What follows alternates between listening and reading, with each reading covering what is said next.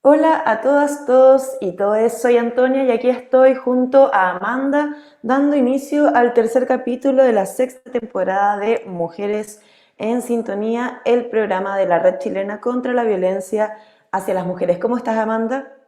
Hola Antonia. Bien, gracias. Aquí contenta de estar de nuevo en Mujeres en Sintonía, con todo el entusiasmo para este nuevo capítulo.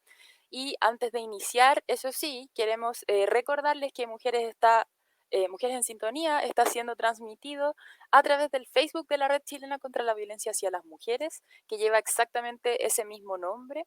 Y que ahí nos pueden escuchar todos los miércoles a las 11 de la mañana en vivo y también encontrar el programa en Spotify, ¿cierto? Y también lo estamos transmitiendo en Twitter, que es @mujeresred.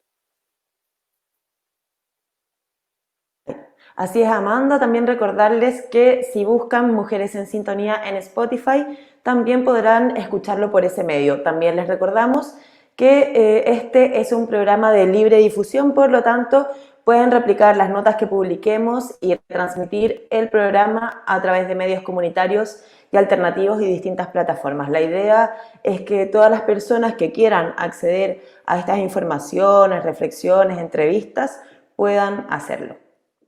Sí, y de hecho les mandamos un saludo grande a las radios que ya empezaron a transmitir esta nueva temporada. Agradecemos a Radio Manque de Rancagua, a Radio Nehuen de Peñalolén, a espacioregional.cl también, que ya empezaron a emitir Mujeres en Sintonía, que son estas conversaciones feministas durante la crisis.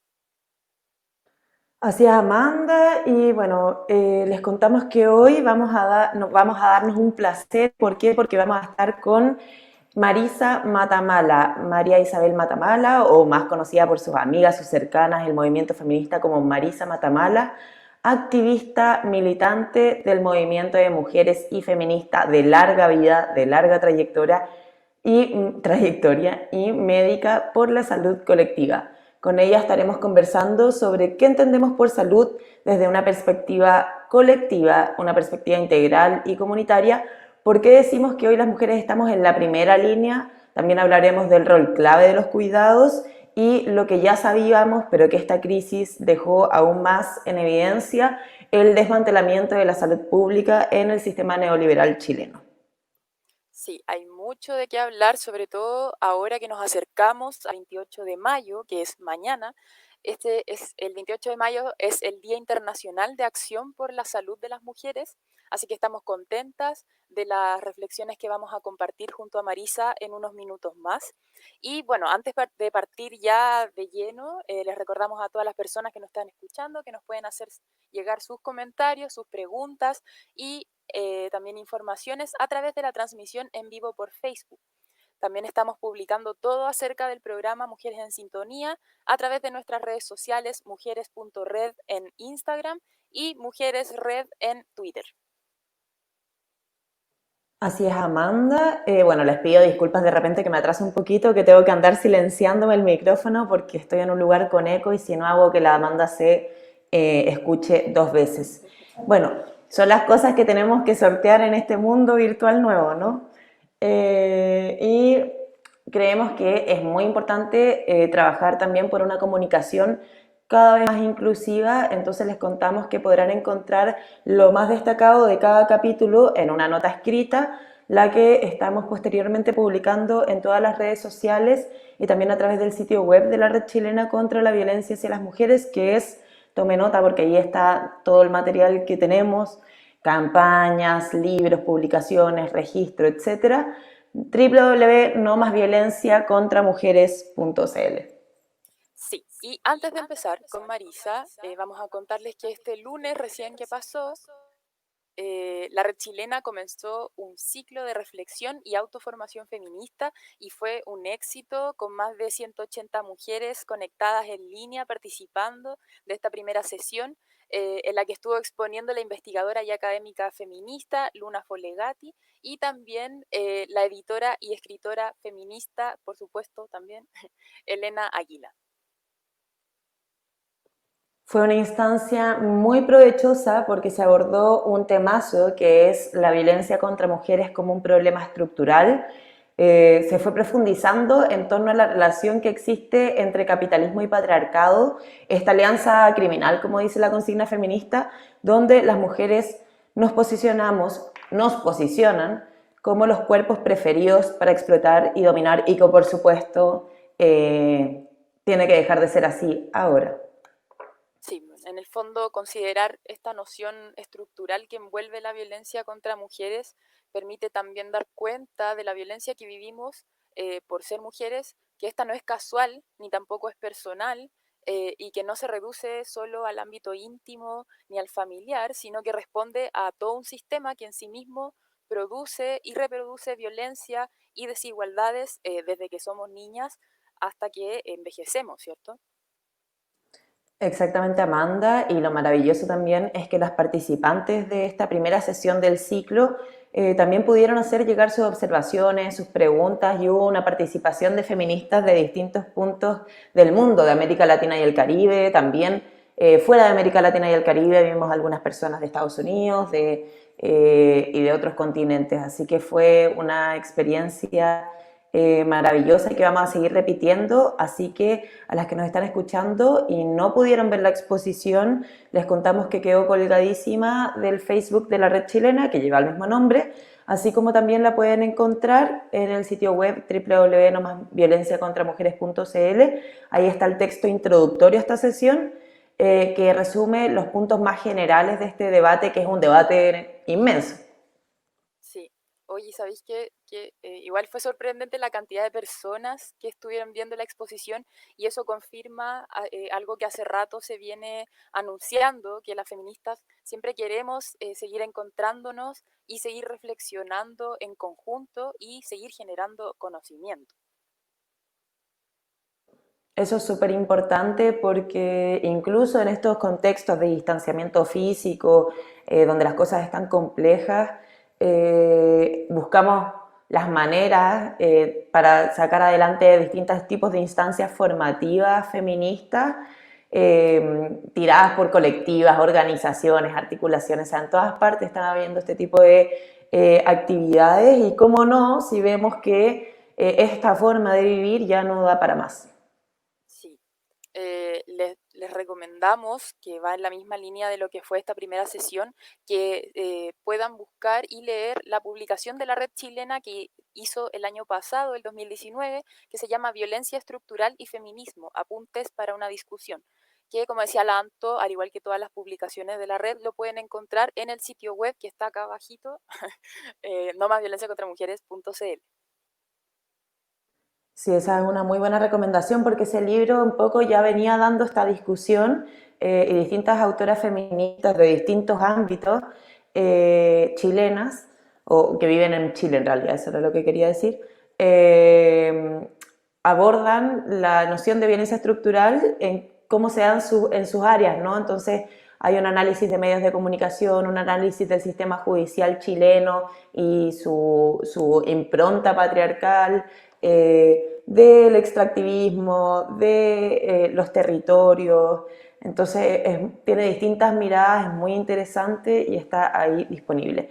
Bueno, y como decía Amanda, en estos 30 años haciendo red que estamos conmemorando durante este extrañísimo 2020, ya les habíamos contado en los primeros capítulos que estamos, claro, como de aniversario, pero en un contexto que tenemos que ingeniarnos para relevarlo, ¿no?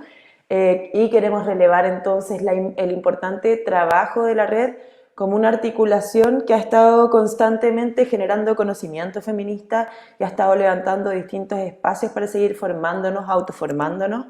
Eh, Ha sido una parte fundamental de la trayectoria de la red y sobre todo eso, que es crear conocimiento a partir de la experiencia, a partir de nuestra experiencia en el mundo.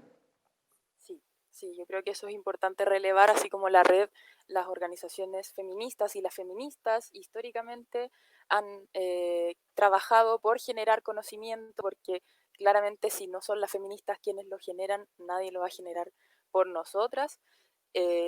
Y recordar que todos los conocimientos, todo esto está disponible para su libre difusión, para que el conocimiento, como dije antes, llegue a todas, todos, todes, en todos los espacios de este planeta. A niveles planetarios queremos llegar. Bueno, también contarles que este ciclo, Reflexión y Autoformación Feminista, continuará durante todo junio. Todos los lunes a las 19 horas tendremos sesión. Hay dos tipos de sesiones, así que ojo acá, porque por un lado están las exposiciones, que es como la exposición de la semana pasada, de este lunes, perdón, pasado, y se intercala con una sesión de modalidad taller, que esas sí son con previa inscripción, a diferencia de las exposiciones que son abiertas a todo público, que se están transmitiendo a través del Facebook de la Red Chilena. Entonces ahora este lunes toca una sesión de profundización del tema que ya abordamos, violencia contra mujeres, un problema estructural, y en el lunes subsiguiente, que si no me equivoco es el lunes 8 de junio, vendrá una sobre economía feminista y extractivismo. Así que esas exposiciones se las ultra recomendamos, y si siguen enganchadas, bueno, atentas a la sesión siguiente de profundización. Lamentablemente, no, en verdad ni tan lamentablemente, porque viene a confirmar el interés genérico, ¿no?, de las feministas que estamos teniendo hoy, los cupos para la sesión de profundización de este lunes se acabaron. Así que, bueno, nos encontramos con las que alcanzaron a inscribirse, y las demás pueden consultar la exposición que está arriba, el texto que está en el sitio web, como ya dijimos, y estar atentas para el 8 de junio, que es la exposición abierta sobre extractivismo y economía feminista.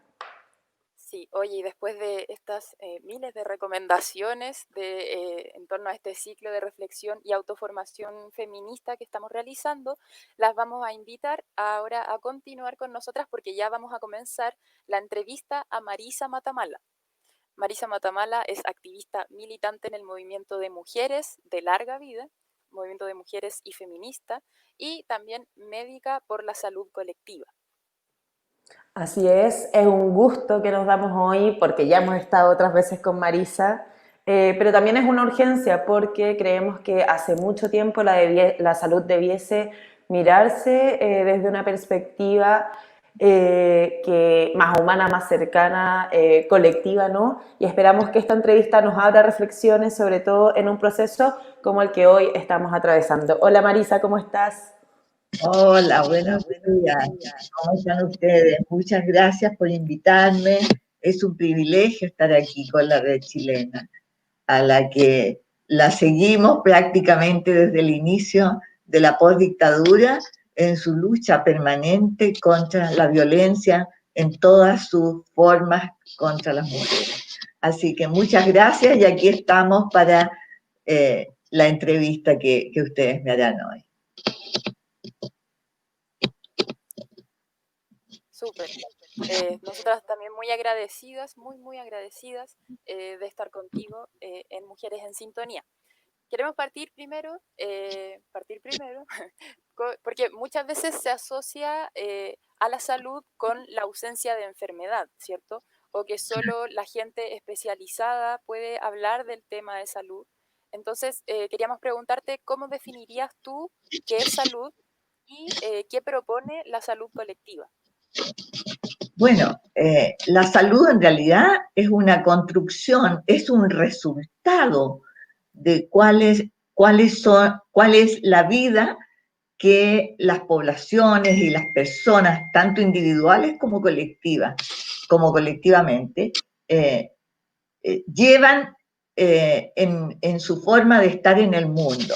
Entonces, eso implica que hay muchas determinaciones de la salud que tienen que ver, por una parte, con las condiciones socioeconómicas en que las personas se desenvuelven, su acceso, por ejemplo, al agua, a la vivienda, a la educación.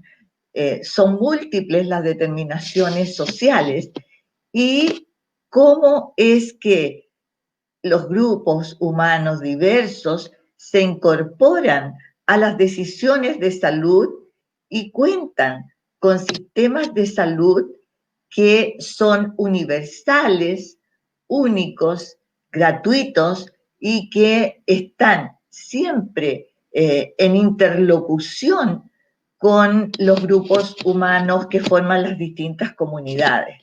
O sea, no es posible tener una salud integral en la que las personas individual y colectivamente no participen de las decisiones.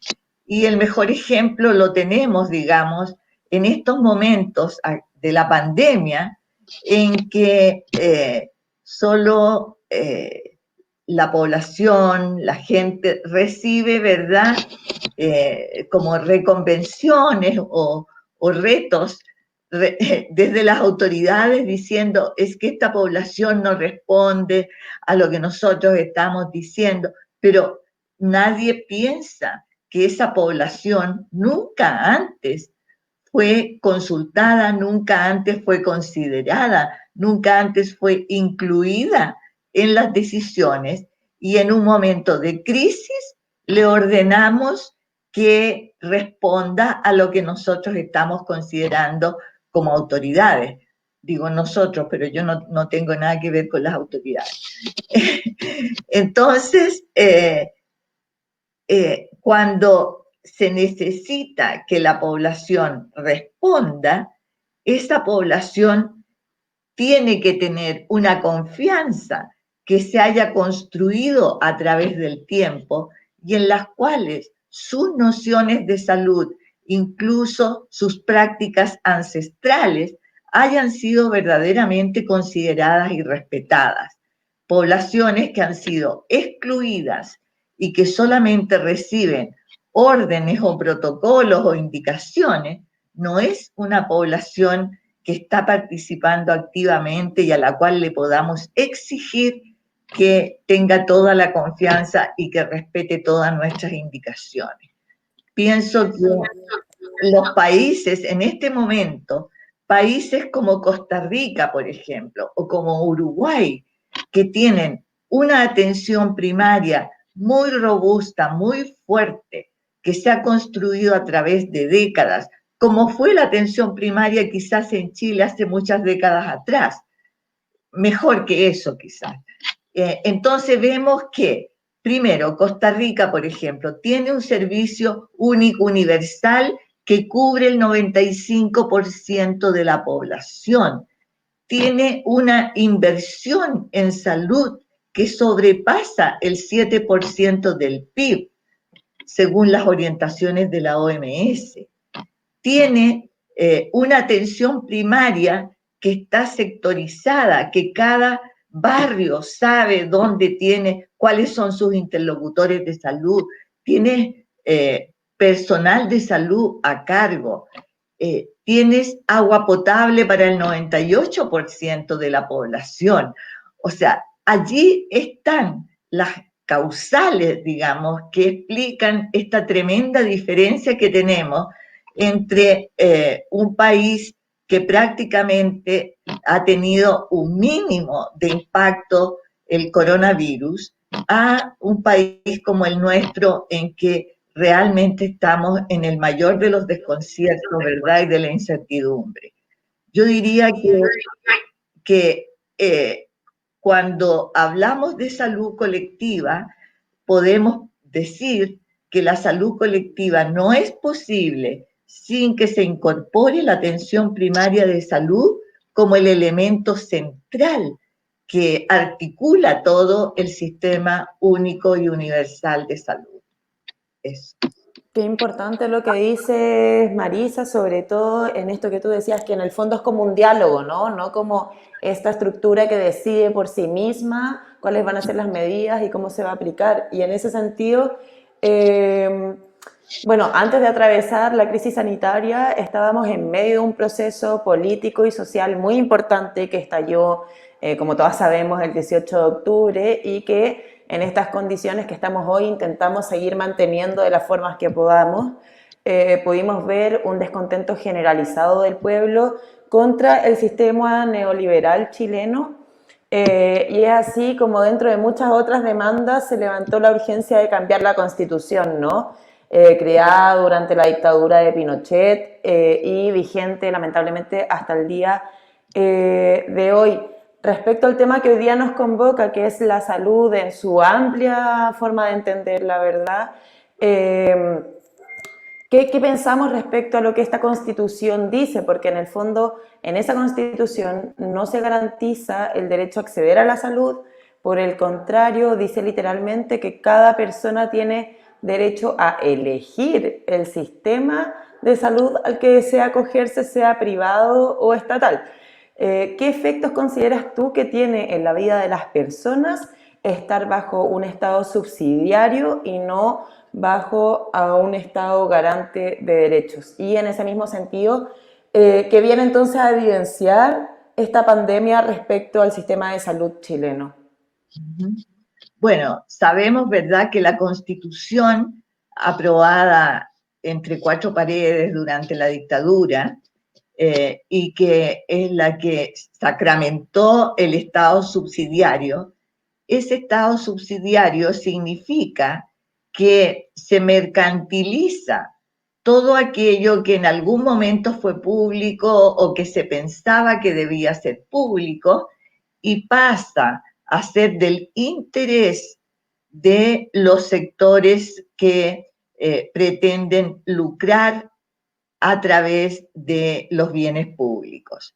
Entonces tenemos que aquello que no le interesa a los inversores de este sistema neoliberal financierista que estaba surgiendo acá en Chile, ¿verdad? Que se estaba ensayando para instalar a nivel mundial. Entonces, lo que no les interesaba a los inversores pasaba a ser responsabilidad del Estado. Entonces el Estado se quedaba con aquello que no tenía importancia desde el punto de vista de los negocios, digamos, ¿no? Para decirlo en simple. Y entonces, ¿qué sistemas de salud quedaba en Chile? Un sistema que, digamos, no invertía, que iba cada vez pauperizándose y que ya no respondía al derecho a la salud de las personas, porque evidentemente habían eliminado de esa constitución, como ustedes bien decían, el derecho a la salud y lo reemplazaban por este derecho a elegir, que lo han presentado siempre como que esto es una libertad y no como que es una trampa que trata de plantear que significa libertad, pero que en el fondo no te deja otra salida, porque ¿qué salida tiene una mujer que vende todos los días como colera en la feria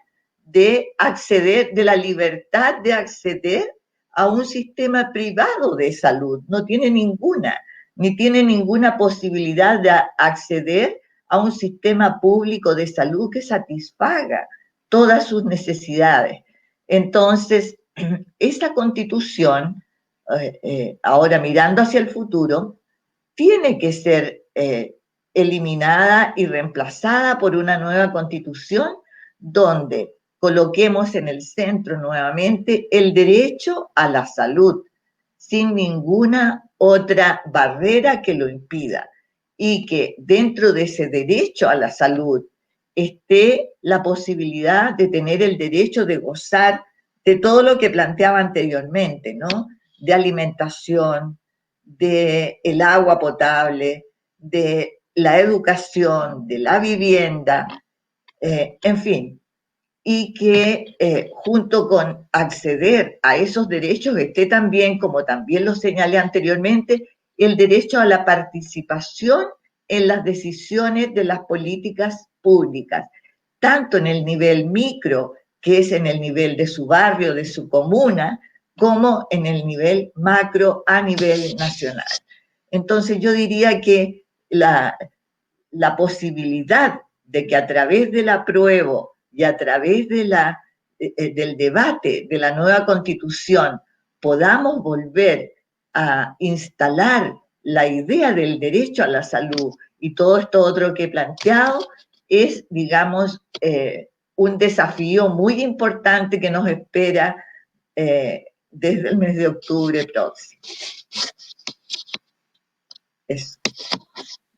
Súper. Súper. Oye, Oye, Marisa, Marisa, Anto, se escucha el micrófono. Ahí sí. Ya, Marisa, oye, otro de los aspectos que se ha venido a relevar con fuerza durante esta pandemia es la crisis de los cuidados. Esta red invisible de mujeres que cuida desde la infancia, la vejez, las personas que están enfermas o que tienen algún tipo de condición que requiere más atenciones. Entonces, y también bien sabemos las feministas y las mujeres que son las mujeres quienes hemos desempeñado históricamente este trabajo que no tiene reconocimiento y que tampoco tiene remuneración. Es por eso que en este contexto también se ha levantado con fuerza la pregunta desde los feminismos de quién cuida a las que cuidan. Y en ese mismo sentido hemos dicho que las mujeres en esta crisis que es sanitaria, ¿cierto? Somos la primera línea. Entonces te queríamos preguntar qué reflexiones has hecho tú respecto a este tema.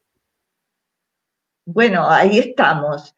En este momento podríamos decir que la pandemia tiene a las mujeres colocando el hombro en las dos primeras líneas. Yo diría que en la primera línea de los sistemas de salud a nivel mundial, como lo hemos visto, donde somos el 70% somos mujeres en ese sistema. Por lo tanto, allí estamos las mujeres. Y en muchos países incluso se ha relevado la importancia del personal de enfermería, incluso del personal que no es médico y que allí está en su gran mayoría las mujeres, ¿no? Y por otra parte, estamos en la primera línea, como bien decían ustedes, que no solo es de la pandemia, sino que desde siempre estamos en esa primera línea de los cuidados de los otros, otras y otros al interior de los hogares y reproduciendo cotidianamente los cuerpos para el trabajo, los cuerpos para el estudio, los cuerpos para el consumo. Estamos reproduciendo cotidianamente. Y eso implica lo que algunas autoras españolas han nominado la jornada interminable, porque es una jornada que no acaba y que incluso durante el sueño está programando lo que va a ser al día siguiente. Y entonces en esta pandemia nos encontramos con que a ese trabajo cotidiano que se ha hecho desde siglos, se suma, ¿verdad?, el cuidado que nos indican todos los protocolos que tenemos que solventar a nivel de hogares, y sabemos perfectamente que ese trabajo lo sustentan las mujeres. O sea, decimos que está toda la familia reunida. Hace pocos días atrás hubo una manifestación en México, por ejemplo, de las mujeres, en que reclamaban porque el presidente había dicho que ahora estaban las familias reunidas, que era el espacio, digamos, mejor para gozar, o sea, idealizando este espacio y pensando que todos estábamos colaborando y no que digamos, se reproducía nuevamente aquello, que todo el plus trabajo que implica que están los niños haciendo teleeducación y que hay que apoyarlo, que hay que lavar las manos de todos los hijos, hijas e hijes durante 20 o más veces al día. Y todo eso está siendo, digamos, coordinado por las mujeres al interior de la casa. O si hay que ir a buscar el agua porque vives en un campamento donde no tienes acceso al agua potable y tienes que ir al camión aljibe 3, 4 veces al día, eso también es ejecutado en su gran mayoría por las mujeres. Sabemos que desde que llegó el agua potable, un gran porcentaje de las mujeres en el mundo alivió sus vidas, ¿verdad? Pero estamos retrocediendo, estamos volviendo a que en Chile hay 1 millón de familias que no tienen acceso al agua. Y entonces son esas mujeres al interior del hogar las que ven recargada, digamos, su carga de trabajo cotidiana. Entonces yo diría que a eso le agregamos el cruce de 2 pandemias, como yo digo. La pandemia del coronavirus y la pandemia que ha cruzado varios siglos, que es la pandemia de la violencia al interior de los hogares. Y entonces, esto que es tan idealizado, que al interior de la familia estaríamos todos colaborando, no pasa de ser un mito, porque las mujeres están condenadas, ¿verdad?, a estar viviendo con su agresor. Y por lo tanto, allí se agrega un nuevo elemento que es la vulneración no solo de su derecho, sino también, digamos, cómo se va comprometiendo la salud mental de las mujeres en esta situación de permanente presencia de su agresor.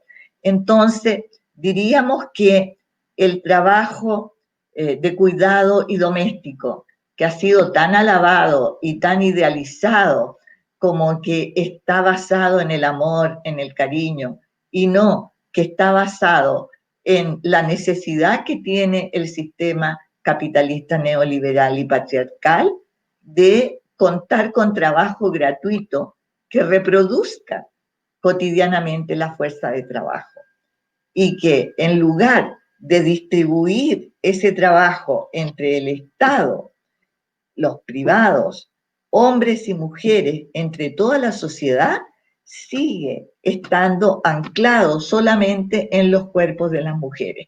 Y esto incide también en un hecho que la pandemia coloca dramáticamente en la escena, que es este asunto de la última cama. La última cama que se busca o se ha buscado en muchísimos países naturalizar esto de que las personas mayores pueden quedar fuera de esa última cama. Y pensemos, ¿cuál es la distribución poblacional de las personas mayores? ¿Quiénes son mayoría en las personas mayores? Son las mujeres cuyos cuerpos han soportado esta doble y triple jornada y que por lo tanto tienen enfermedades crónicas, tienen enfermedades osteomusculares y por lo tanto cuando ustedes escuchan los discursos de los informes diarios pueden poner bien oídos y dice, bueno, murieron tantas personas, pero bueno, casi todas eran mayores y con enfermedades. O sea, se naturaliza el que debían morir porque eran mayores y tenían enfermedades crónicas. ¿Se dan cuenta? Entonces, es obvio que con eso se está naturalizando el hecho que no les corresponde la última cama jamás. Y como decían hace pocos días atrás en un manifiesto que hicieron diversas personalidades en Italia, eso implica que se está creando una nueva clase social, que es la clase de la edad. Entonces, que no pasas a tener los mismos derechos. O sea, automáticamente quedas fuera. Insisto, y esos que quedan fuera, mayoritariamente, porque las mujeres viven más, pero en peores condiciones. Entonces, esas personas van a ser mujeres que han dado su vida cuidando y que en el momento en que necesitan una cama no la van a tener porque son mayores y tienen enfermedades crónicas subyacentes. Oye, Eso podría. Marisa, Qué importante, perdón, qué importante lo que dices, Marisa. De hecho, hace algunas semanas atrás, Adriana Gómez, que tú muy bien la conoces también, feminista, periodista, jubilada, como ella misma se define, estuvo hablando de mujeres, vejez y exclusión en este contexto y también en otros, porque en el fondo lo que tú recién mencionabas de cómo estas castas de personas y que la vejez vendría a quedar subvalorada, viene como construyéndose hace mucho tiempo en Occidente, ¿no? Y también ahí cómo se van interseccionando las distintas diferencias que nos envuelven, o sea, cómo operan también ahí el ser mujer, el ser vieja o en otras condiciones el vivir en un lugar sin agua o el de ser de ruralidades o de pueblos originarios o pobre o negra, etcétera, ¿verdad? De hecho, con lo del agua, que me voy a extender un poquito, me voy a dar unas vueltas extrañas, pero es que creo que salen muchas cosas importantes a decir, porque por ejemplo decía recién que las mujeres también normalmente son las que descargan el agua de los camiones aljibes, ¿verdad? En estos territorios donde está escaseando el agua potable. Y me es inevitable recordar, porque la semana pasada estuvimos con Mónica Maureira, también la conoces perfecto, periodista feminista también, conversando sobre cómo los medios de comunicación estaban tratando el tema de la pandemia.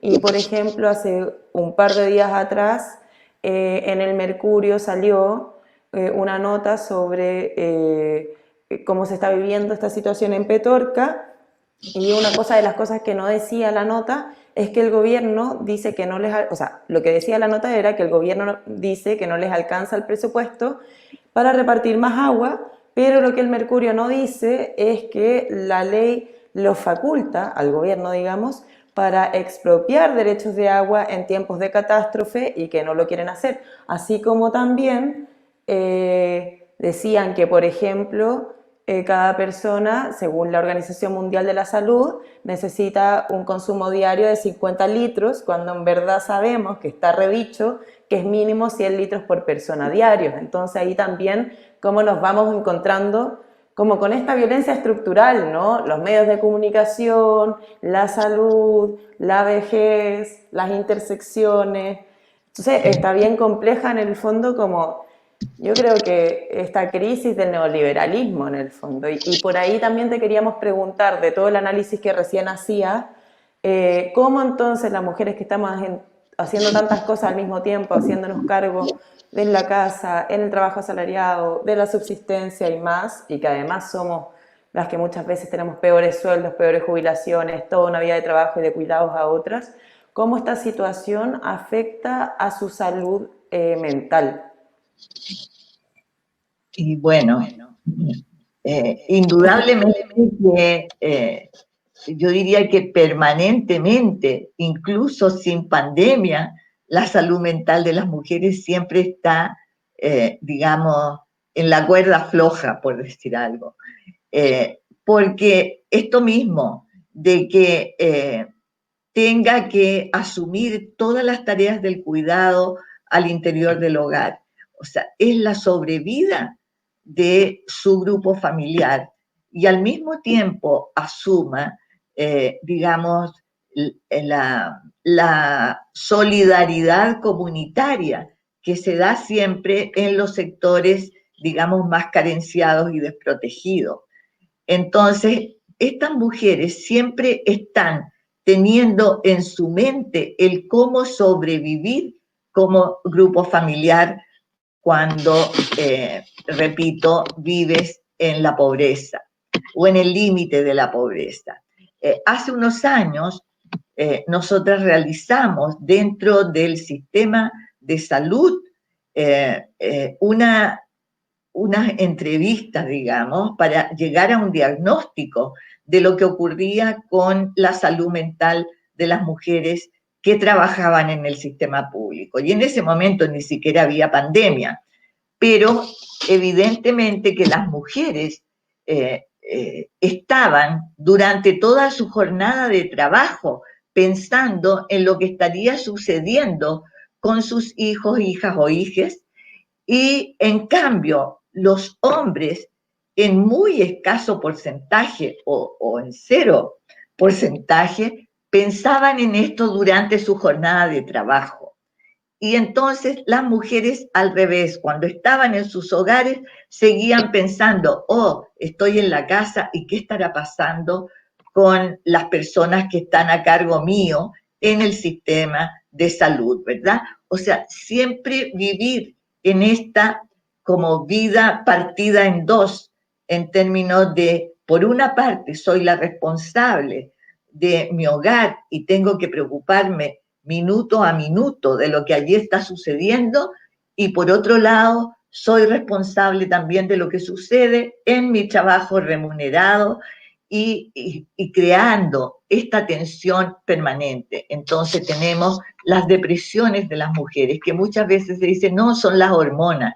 No, o sea, es esta vida partida en dos. Y por otra parte, lo que queda detrás del telón, digamos, es que a eso tú le tienes que agregar la tensión permanente del dominio patriarcal al interior de los hogares, que muchas veces no es violencia física, pero es violencia psicológica, en que la descalificación permanente, el control permanente, el ver a la mujer como un objeto de posesión, es tremendamente desgastante para esas mujeres.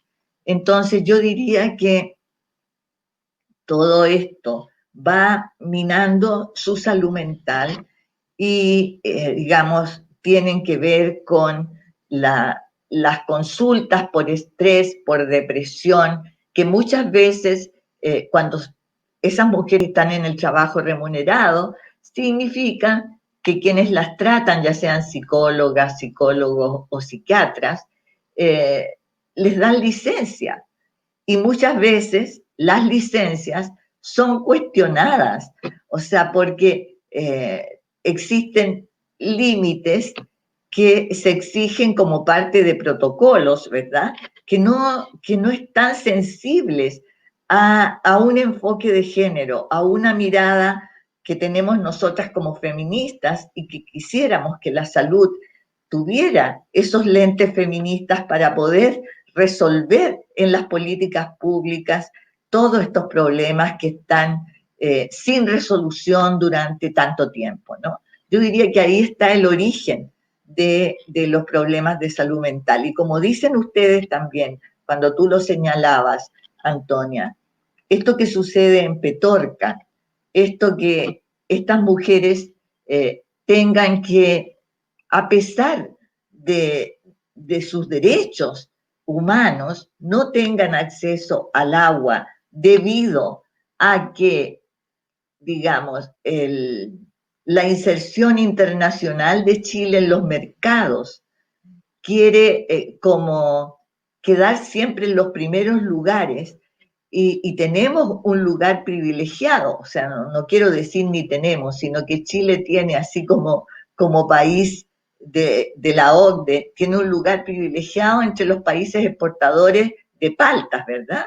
Y entonces una palta vale más que la salud y el bienestar de las familias pobres, como tú dices, con todas sus intersecciones, ¿verdad?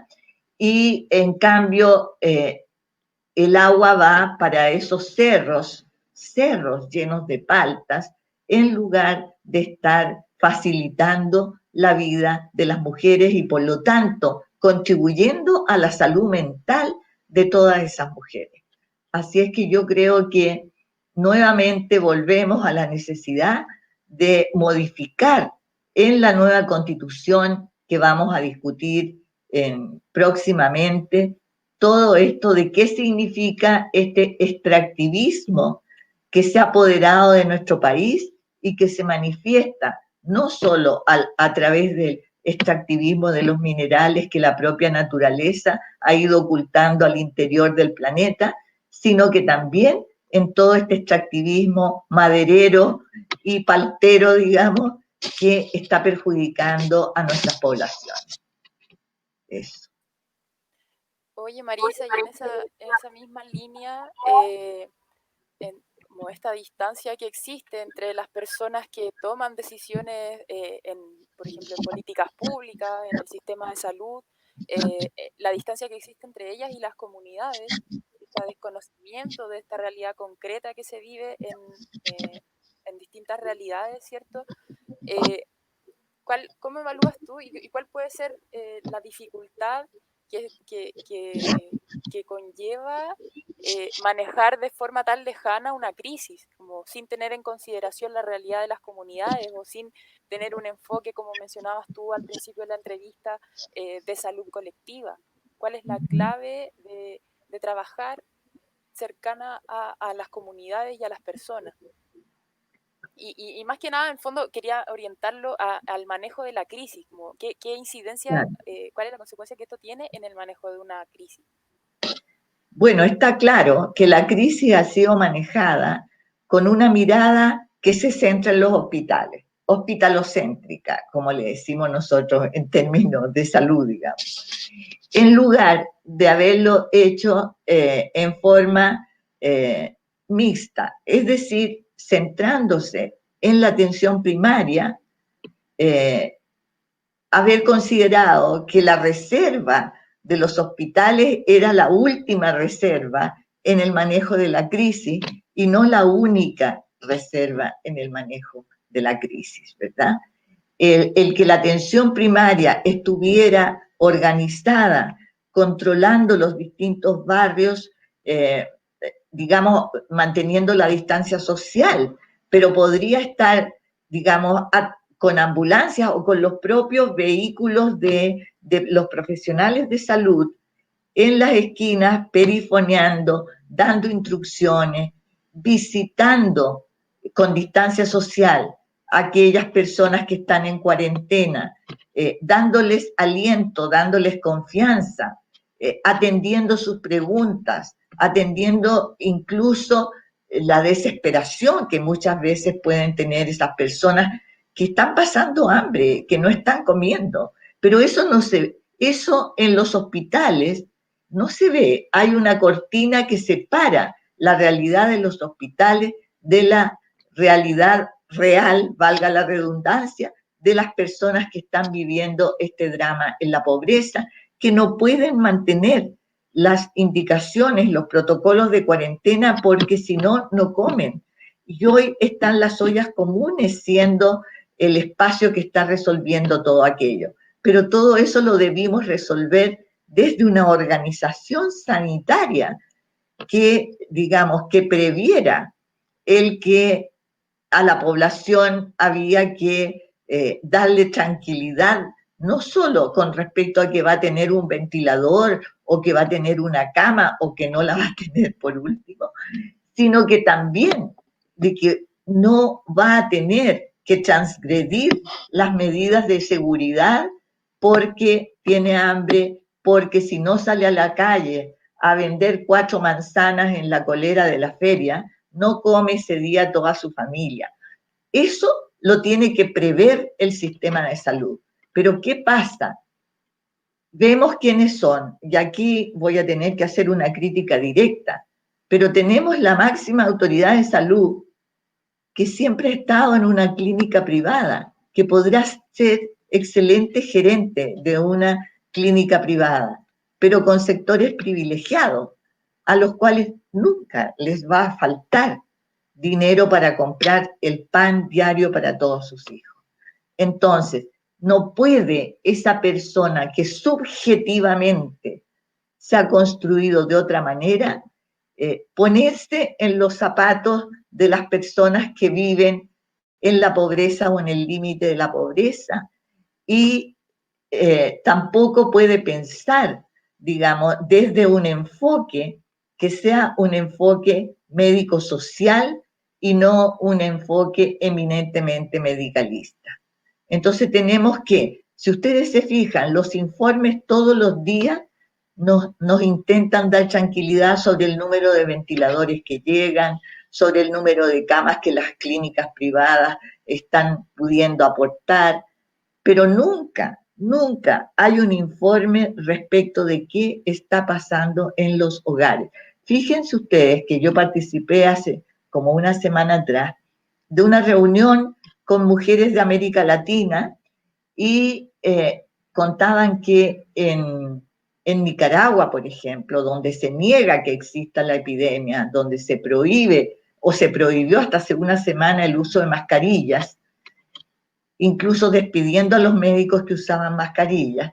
Entonces, la gente no iba a los hospitales y ellos mismos se decretaban cuarentena, pero entonces quienes estaban infectados por COVID no iban a los hospitales y eran tratados al interior de sus casas por las mujeres, por la madre, la hermana, la abuela, en fin. Entonces, esa situación que te revela la como diríamos, el desapego que existe entre las autoridades y la realidad de las personas. Yo diría que aquí no se da en esa magnitud, pero evidentemente el no empatizar, el no comprender y el ver a la población como enemigas de tus protocolos y que solamente tengan que ser reconvenidos o reconvenidas diariamente, eso te refleja que no se está empatizando, que no se tiene la posibilidad de que tu subjetividad se identifique con la subjetividad de esas personas que diariamente ven vulnerados sus derechos a la salud y al bienestar. Eso.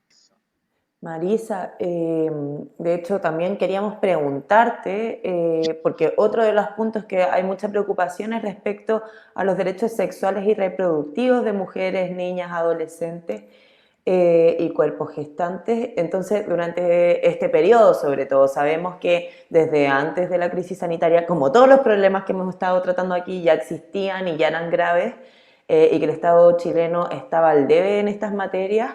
Y que hoy la situación se complejiza. Bueno, de hecho nosotras mismas, no sé, en asambleas nacionales que hemos hecho de la Red Chilena contra la Violencia hacia las Mujeres, hemos visto cómo compañeras de regiones, de otras regiones, denuncian que hay centros de salud que no están entregando anticonceptivos o que no están haciendo seguimientos de embarazo.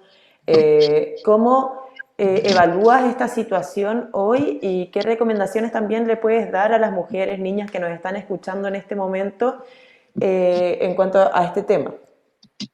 Bueno, ese es un tema de tremenda preocupación para nosotras. Yo soy integrante de la Mesa de Acción por el Aborto en Chile y que en realidad más allá del aborto nos preocupamos de los derechos sexuales y reproductivos, ¿no? Entonces estamos haciendo un monitoreo de esta situación que tú señalas, un monitoreo social en que las organizaciones de mujeres estamos tratando de hacer un diagnóstico real de lo que está sucediendo, porque se nos dice e incluso existen documentos que protocolizan, digamos, lo que habría que hacer en términos de salud sexual y reproductiva, incluso dentro de lo que serían las emergencias obstétricas, incluido, digamos, el parto, ¿verdad?, que es algo natural, pero que todo eso se ha visto dificultado en el día de hoy porque se despriorizaron todas las atenciones que no sean las de la pandemia. Entonces las mujeres se han visto en situaciones digamos, de crisis en este momento de anticonceptivos y de atención incluso a lo que implica la ley de aborto en 3 causales, que no se está cumpliendo porque simplemente no existe la atención o muchas veces la atención se ha desplazado a otros lugares, pero como decía anteriormente, sin que nadie le explique a la gente que no tiene celular, que no está en las redes sociales, le explique desde la cercanía, desde que le llegó un papel a la casa o desde que en la esquina se perifoneó diciendo estos son los lugares donde ahora estamos atendiendo porque en los consultorios se priorizó por el COVID, en fin. Pero eso no existe, eso no está. Y las mujeres hoy están totalmente desprotegidas. Y por otra parte, aquellas, por ejemplo, que pueden acceder a un aborto porque está incluido en la ley de 3 causales, y al no contar con atención en el sistema, tampoco tienen la posibilidad de acceder a medicamentos para poder efectuarlo, digamos, en sus casas, porque están las fronteras cerradas y entonces no existe la llegada de determinados medicamentos.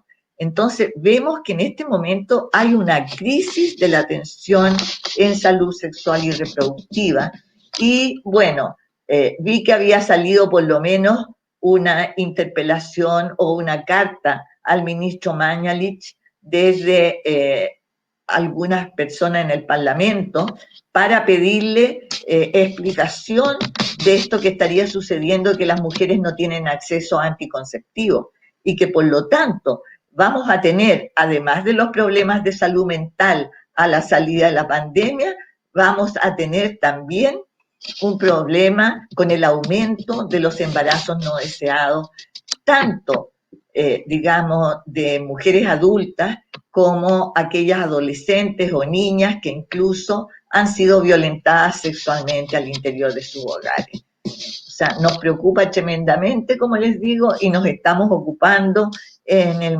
monitoreo social para que este diagnóstico nos sirva para refrendar la denuncia que hoy estamos haciendo.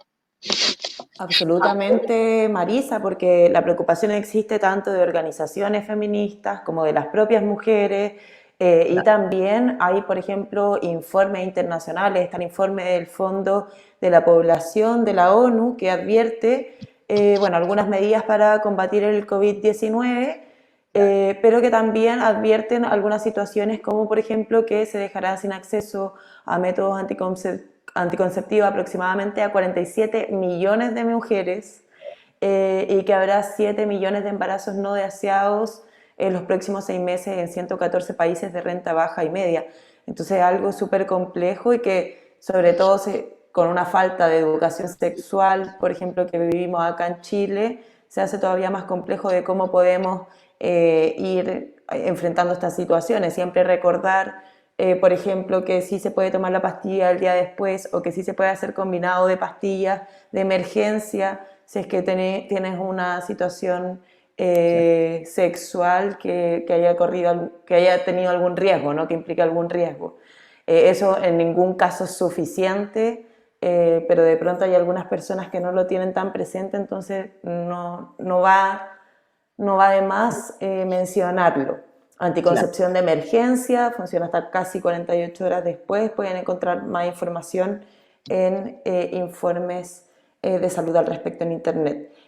Bueno, ya antes de cerrar, que ya se nos está acabando el tiempo, Marisa, aquí en Mujeres en Sintonía, te queríamos preguntar, porque como decía Amanda en el primer bloque, se acerca el 28 de mayo, que es el Día Internacional de Acción por la Salud de las Mujeres, una fecha que tanto en Chile como en América Latina y el Caribe, las feministas se han encargado de relevar y de hacer distintos tipos de campañas a favor del bienestar de las mujeres durante los años, ¿verdad?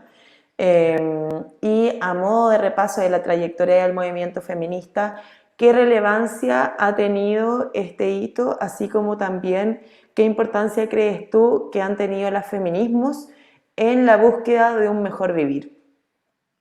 Bueno, desde lo que tú estabas planteando anteriormente, con las insuficiencias de salud sexual y reproductiva, tenemos que las mujeres feministas se han organizado para responder a estas insuficiencias de los sistemas de salud, y tenemos diversas organizaciones de mujeres que están proporcionando atención, orientación para resolver los problemas. Pero por otra parte también sabemos, ¿verdad?, que este 28 de mayo ha sido durante décadas un día que nos une, pero no que sea único día en el año, sino que es el día en que levantamos las banderas de la salud de las mujeres para decir, no solo estamos este día, sino que estamos todos los días de todos los años preocupándonos por resolver los problemas y por incorporar a las mujeres en la resolución y en las demandas que nos exige la salud y el bienestar de las mujeres. Hace poco, ¿verdad? Y en eso estamos adhiriendo a una carta que hemos levantado desde el feminismo latinoamericano en contra de la demanda que hizo USAID de Estados Unidos a las Naciones Unidas, precisamente para intervenir la atención de salud sexual y reproductiva de las mujeres. Entonces, si bien es cierto, este día es el 28 de mayo es de acción por la salud integral de las mujeres, nos vemos que en la necesidad de que en esta pandemia insistamos en que la salud sexual y reproductiva de las mujeres es un eje central en su salud integral y que por lo tanto tenemos que dar la seguridad, no solo escribiendo protocolos, sino que asegurándose que en cada uno de los en los consultorios que tienen que ver con la atención de salud reproductiva se esté cumpliendo ese protocolo. Pero por otra parte, que nosotras estaremos atentas y al mismo tiempo estaremos cubriendo los vacíos que deja en este momento la atención de salud durante la pandemia. Vemos que esta demanda, digamos, de salud en el contexto de la pandemia se extiende por toda América Latina. Y yo me permito invitarles a que estemos pendientes de muchos conversatorios y YouTube y webinar que hay en este momento en América Latina. El día 28, desde la mañana, están México, Colombia, Costa Rica, Uruguay, todas con entrevistas, conversatorios, y entonces yo quiero invitarles porque son tremendamente importantes. En México, por ejemplo, ya empezaron la semana pasada y estuvieron muchas mujeres indígenas de diversos territorios de México, desde Chiapas, pasando por Guerrero y pasando por Oaxaca, planteando todos estos mismos problemas que estamos conversando acá, ¿no? Y entonces yo creo que, aunque me salga un poco del tema, pero quiero que invitarles a que veamos cómo estos problemas que creemos que son los nuestros, como chilenas, están también en otros países, y muchas veces el saber que estamos todas luchando por una misma causa nos ayuda a tener una sensación por lo menos de mayor poder, de mayor posibilidad de poder cambiar la realidad triste que estamos viviendo en estos momentos, ¿no? Eso sería lo que agregaría. Muchas gracias, Marisa. De hecho, tal como tú mencionabas, que eres parte de la Mesa Acción Aborto en Chile, ¿verdad? Y en sus redes sociales están comunicando estas distintas actividades que estabas diciendo y estas acciones también que se enmarcan en el 28 de mayo, Día Internacional por la Acción de la Salud de las Mujeres. Así que las que nos están escuchando y todavía no siguen a la Mesa Acción por el Aborto, pueden hacerlo en Twitter, Mesa Aborto-CL, y en Instagram el mismo usuario, @Mesa Aborto-CL. Ahí pueden encontrar más informaciones y queremos agradecerte mucho hoy día, Marisa, por habernos dado esta compleja entrevista, este análisis, estas reflexiones que pudimos compartir hoy. Así que te agradecemos por haber compartido este espacio virtual con nosotras. Y también, por supuesto, le agradecemos a todas las personas que han estado con nosotras durante este rato escuchando tus análisis y estas conversaciones, ¿no? Ya, muchas gracias a la red, y muchas gracias a Amanda y a ti, Antonia. Y bueno, nos veremos en otra ocasión. Y ahora a conmemorar el 28 de mayo con todas nuestras fuerzas. Chao. Ahí estaba María. Ay, estaba hablando tú, perdón, Amanda. Ya, sí. No estaba hablando, pero puedo hablar. Estuvimos con Marisa Matamala, a quienes no, por aquí comentan que no alcanzaron a llegar. Esto va a estar subido en Mujeres en Sintonía, en Spotify, también lo vamos a subir a YouTube, y también queda colgado en el Facebook, así que pueden volver a escuchar la entrevista que hicimos recién a Marisa Matamala en Mujeres en Sintonía. Esta es nuestra 6ª temporada, la estamos transmitiendo en vivo todos los días, no todos los días, todos los miércoles a las 11 de la mañana por Twitter y por Facebook. Nuestro Twitter es @mujeresred, nuestro Facebook lleva el mismo nombre de nuestra organización, ¿cierto? Y el Instagram es @mujeres.red. Así es, Amanda, saludar a todas las que nos estuvieron escuchando, mandarles cariños de vuelta a Antonia Bañados, Catherine Bachman, Patricia Valenzuela, Gualalis Coni, saludos desde Arica, nos mandó Vivian Cisternas, que es cierto, es una jornada interminable, dice K, creadora respecto a la doble y triple jornada que asumimos las mujeres, que nos asignan y que queremos dejar de que sea así.